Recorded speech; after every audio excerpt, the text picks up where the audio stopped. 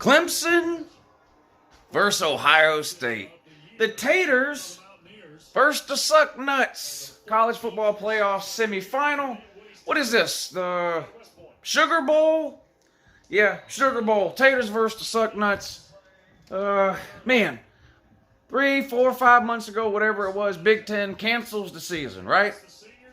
Then they change their mind, and they're going to have a season, 6 games. They lay out all these rules. This is what we'll do. This is what happens if you get coronavirus. This is how many days you have to sit out. This is your quarantine. This is what happens if a team doesn't play enough games, blah, blah, blah. Season starts to come to an end. What do you know? Ohio State hasn't played enough games to qualify for the Big Ten title game according to the Big Ten's own rule. No problem. Big Ten just changes the rule. Gets Ohio State in. They win the game. Great. Ohio State's got some players with positive tests or contact tracing issues. In the Big Ten, what do you know? They have a rule. Got to sit out 21 days. Well, the playoff game falls within that 21-day period. Oh, my God, what are we going to do? No problem, says the Big Ten. We'll change the rule. We'll change it to 13 days or whatever it is. Hey, here you go. Now you can play in the playoff game. Here's the problem. There's no rule that I'm aware of that the Big Ten can change that's suddenly going to make it to where Ohio State knows how to cover wide receivers or pressure the quarterback. Listen, I want the game to be close, and there is a chance it could be. Ohio State could win this game. This isn't an Alabama-Notre Dame thing. Notre Dame's got no chance. Ohio State's got a chance to win this game. But there are some concerning issues for Ohio State, especially because we all know these two teams met last year in the first round, right? An amazing game. It looked like Ohio State maybe was going to run away with it early. They bogged down a little in the second half. Clemson caught back up, took the lead. Ohio State gets the ball, goes down the field. Looks like they're going to score at the end. Interception, game over. The Taters win and earn the right to go get humiliated in the national title game by the Corn Dog. There's a lot of differences between last year's Ohio State team and this Ohio State team. Now, to be fair, there's differences every year, right? One team to the next, 1 year to the next, that kind of thing. But if you look at how evenly matched these two teams were last year, and then you ask yourself, okay, how good is Clemson this year compared to last year? About the same? Maybe a little bit better. Maybe a little bit better. How good is Ohio State this year compared to last year? Not nearly as good. Not nearly as good. That's got to be concerning, I think, if you're an Ohio State fan. I think Clemson is about a 7.5-point favorite in this game. Makes it difficult to play, I think. I think that's a pretty fair number. I mean, I think most people think Clemson's better than Ohio State. Ohio State also is dealing with a lot of bias. There's a lot of people who don't agree with Ohio State even being considered for the playoffs because they only played the 5 regular season games and then the Big Ten title game.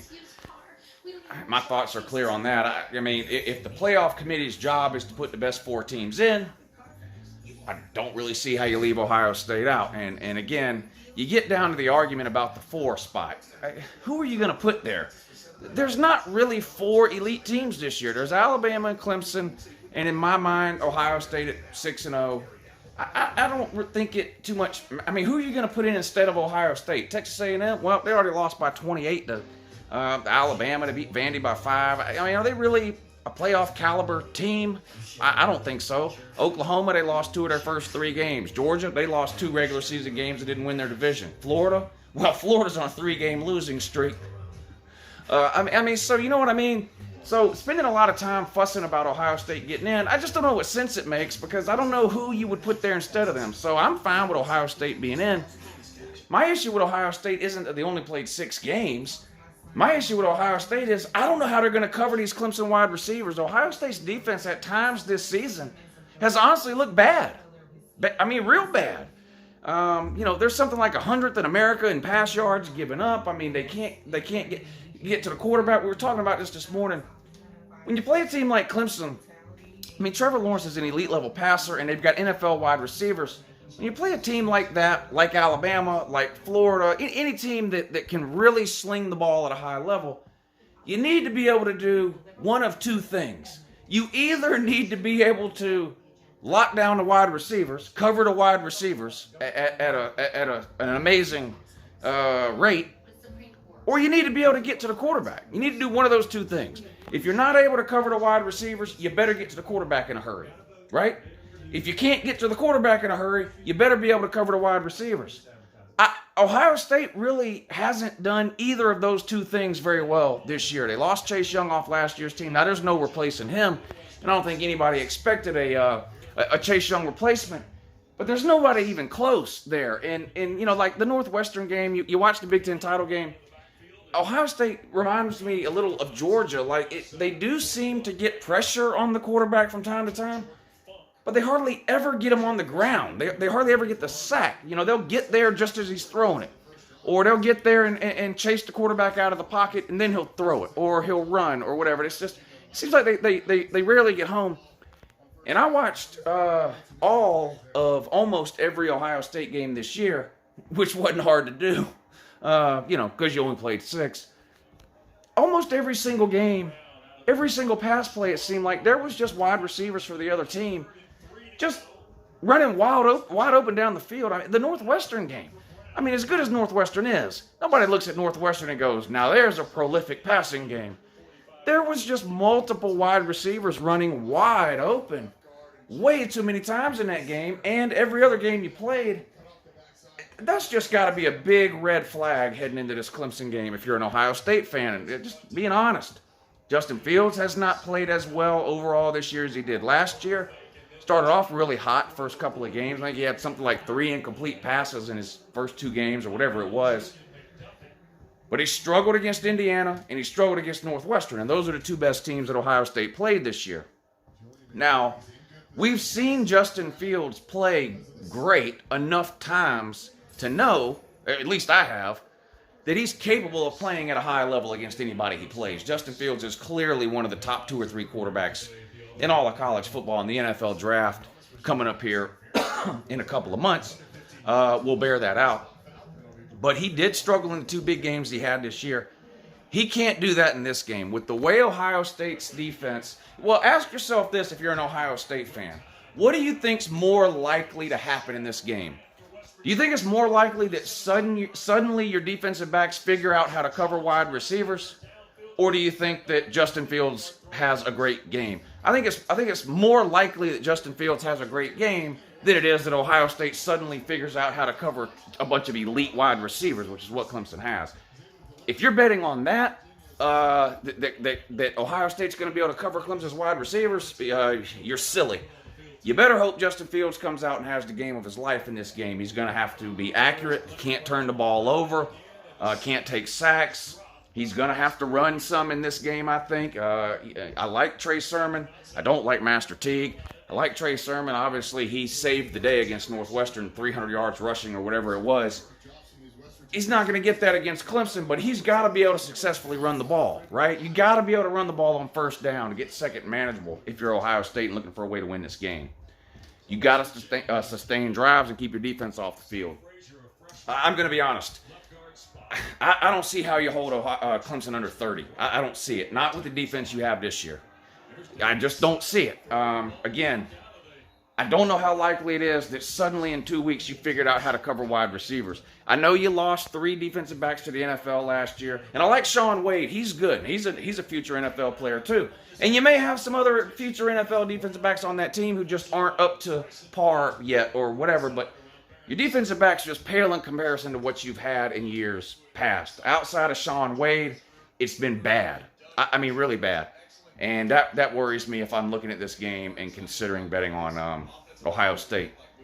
As far as picking a winner, I do think Clemson will win the game. I just feel like they're a better team overall. If you go down position by position, even if you want to say that quarterback is a wash, which most people think Trevor Lawrence is a little better than Justin Fields, those are still 2 great quarterbacks. Same thing with the running backs. I really like Trey Sermon. But try to find somebody who thinks Trey Sermon is better than Travis Etienne on the other side. And then defensively is where Clemson really gets the edge here. You just don't match up there. Clemson's going to have to find a way on defense to contain Justin Fields. They're going to have to get pressure on him, obviously, try to force him to make some mistakes. We'll see how his thumb is doing.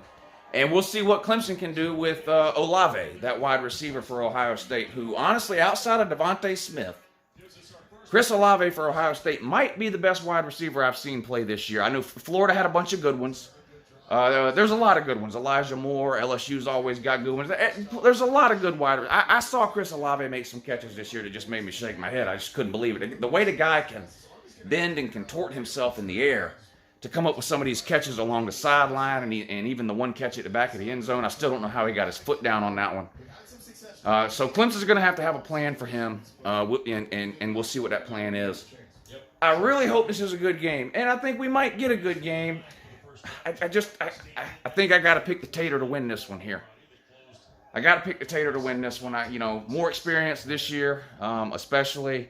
I think they've developed more over the course of the year, playing 9, 10, 11 games than Ohio State has, only playing 6. And Pete brought up a good point on the Lunch Money Show today.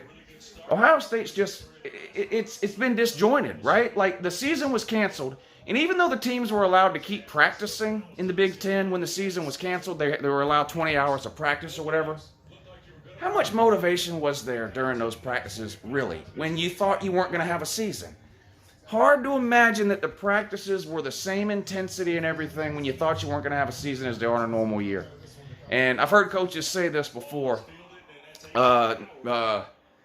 Championships, bowl games, big games late in the season, those games are won and lost in the summertime. When you're preparing, who's putting in the extra work, all that kind of stuff.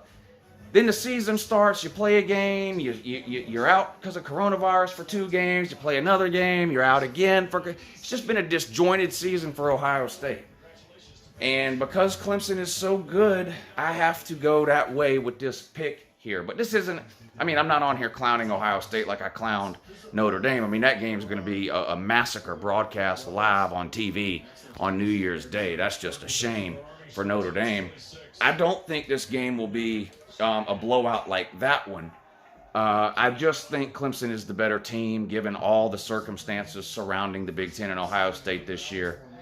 And I just can't get over Ohio State's defense and how, honestly, poor they've looked the majority of the season on the back end and really up front, too. And I just think that catches up with them in this game against a team with a talent level of a Clemson. Army, West Virginia on right now. West Virginia's up 3-0 over Army. Nobody roots against Army, do they? Even West Virginia fans must hope they win this game by 1. Nobody roots against Army. Anyway, tonight's New Year's Eve. I hope y'all stay safe. I'm uploading several videos today, preview videos today. Tomorrow, I will be live streaming the Georgia game at 12, and then the Clemson-Ohio State game at 8. The Georgia game will be broadcast on this channel, so join me at 12 o'clock tomorrow. Watch me yell and scream while we beat the absolute will to live out of Cincinnati.